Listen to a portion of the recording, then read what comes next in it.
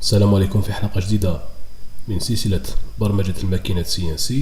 اليوم إن شاء الله راح نكتشفوا كيفية كتابة الكلمات والحروف الأسبير. في الحلقة هذه راح نشوفوا كيفية كتابة الحروف بالفرنسية ولا الإنجليزية لأنه طريقة سهلة. في الحلقة القادمة إن شاء الله راح نكتشفوا كتابة الحروف العربية لأنها فيها بعض التعقيدات.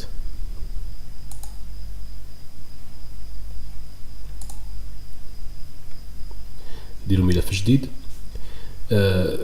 كي نكونوا نرسموا في الشكل تاعنا من الأحسن نديرو المركز في نصف الورقة.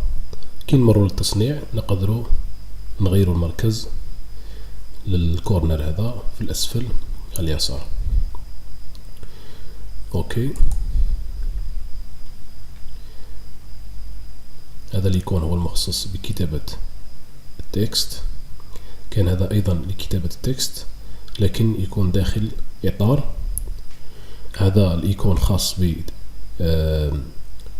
بتغيير التكست من الفورما تكست للفورما كورب، وهذا تعديل التكست، وهذا تحويل تكست من تكست مستوي إلى تكست كوربي. نكتبو التكست تاعنا مثلا hello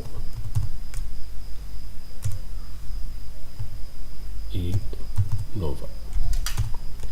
من بين الأخطاء اللي نرتكبوها في بعض الأحيان بدون شعور هي أن نديرو إسباس لهنا قبل ما نديرو أونتري، وهذا الإسباس راح يمثل الكاركتير بالنسبة للكمبيوتر. كي نجي نديرو تعديل الكلمة في مركز حتجي مديكالي على اليمين ولا على الشمال، يعني من الأحسن نجتنبو وضع هذا الإسباس بعد الكلمة.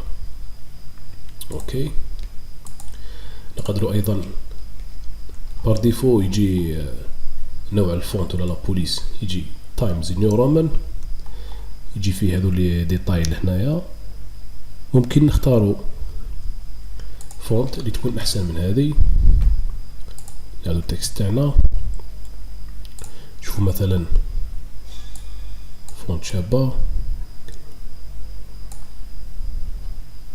نحاولوا هذه لو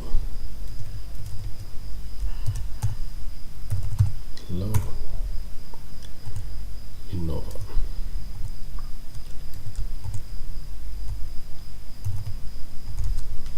اوكي،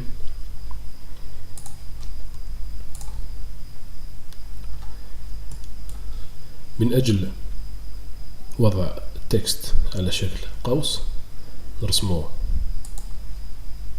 إليبس مثلا.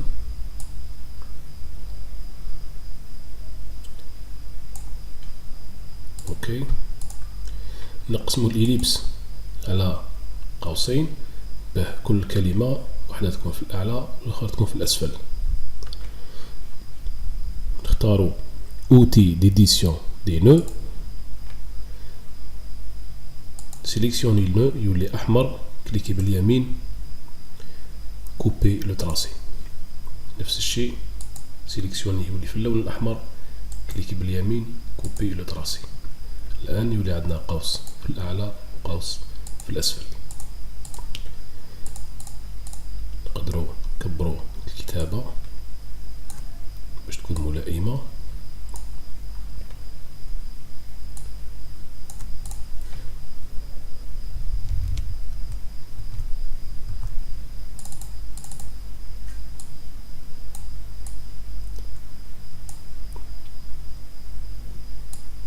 اوكي، نختاروا كلمة هلو مع القوس الأعلى.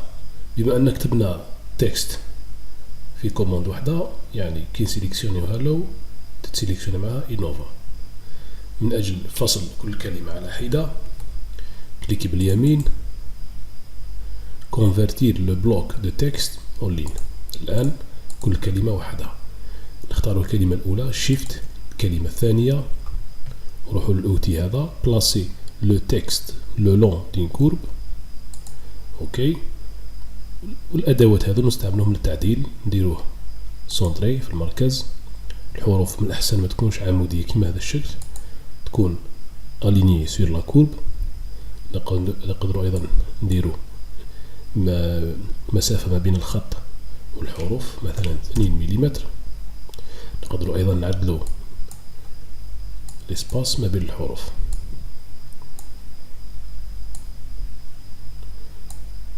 اوكي فيرمي. نفس الشيء بالنسبة لإنوفا، سيليكسيوني الكلمة، شيفت سيليكسيوني القوس،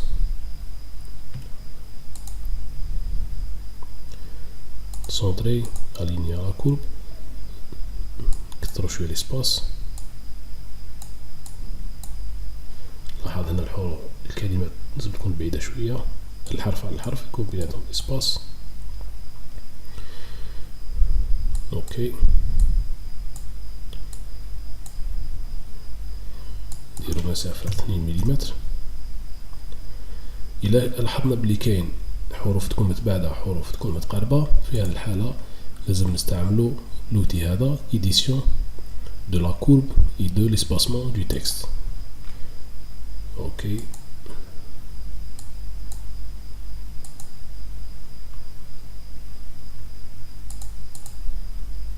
ملاحظة، لاحظ الإيقون هنا بين الفي والأ كاين سهمين يشيروا للداخل، يعني إذا كليكينا الأ والفي راح يتلزوا لبعضهم. باش نقلبوا الاتجاه دير الشيفت، لاحظ بلي الأسهم انقلبت، والآن نكبروا الاسباس. نفس الشيء بالنسبة للإي.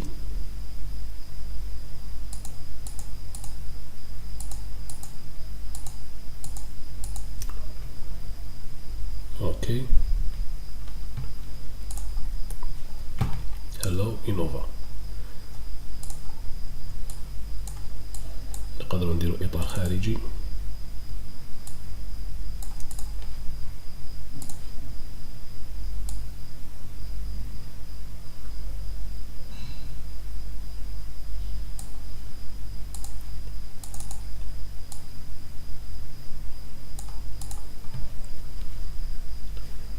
نجربوا الآن ليزيناج.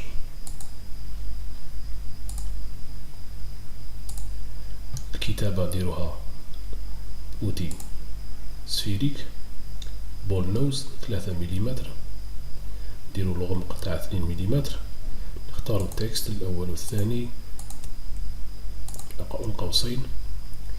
لاحظ بلي القوسين مازالوا منفصلين، في التصنيع من الأحسن يكونوا متصلين. نديرو جواندر لي تراسي اوفيرت. اوكي الآن لا خط واحد،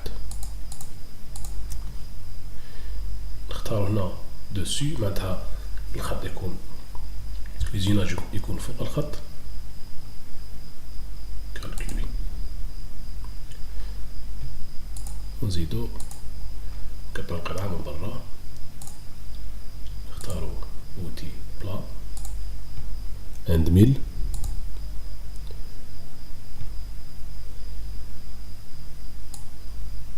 اوكي ديرو اكستيريور كالقطعة، كالكولي. الآن نديرو سيميلاسيون.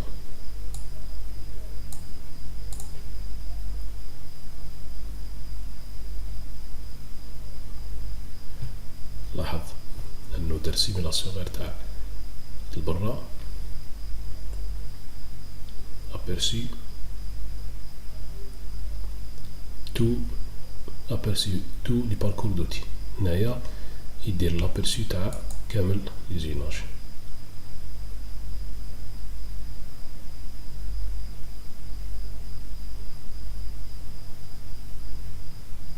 لاحظ بلي كل حرف راهو يفوت عليه مرتين، نقدروا نعدلو.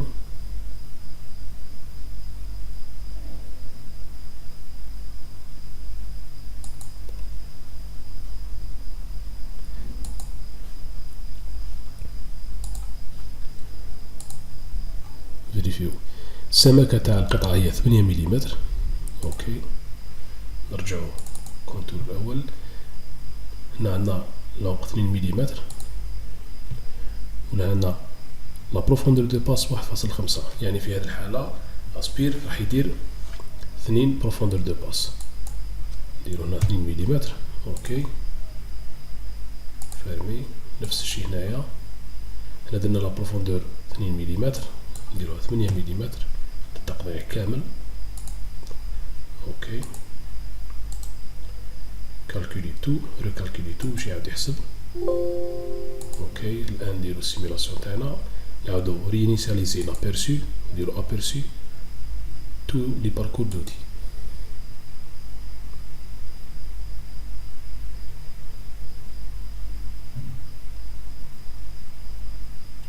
لاحظ بلي مازال يدير كل حرف يعاودو مرتين. نوقفو السيميلاسيون بهذا الزر.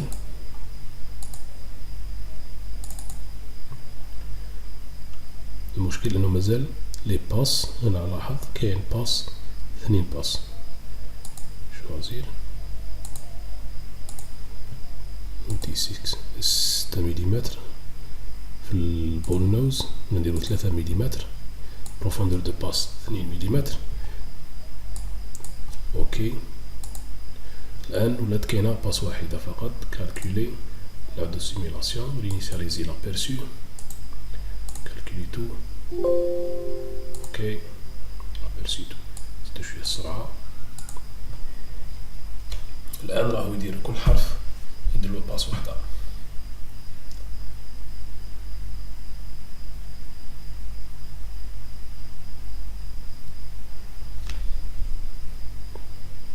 التصنيع الآن راهو صحيح.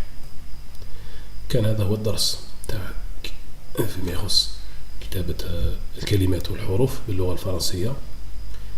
في الدرس القادم إن شاء الله هنشوف كتابة الحروف والكلمات باللغة العربية. شكرا على المتابعة وربي يوفق الجميع.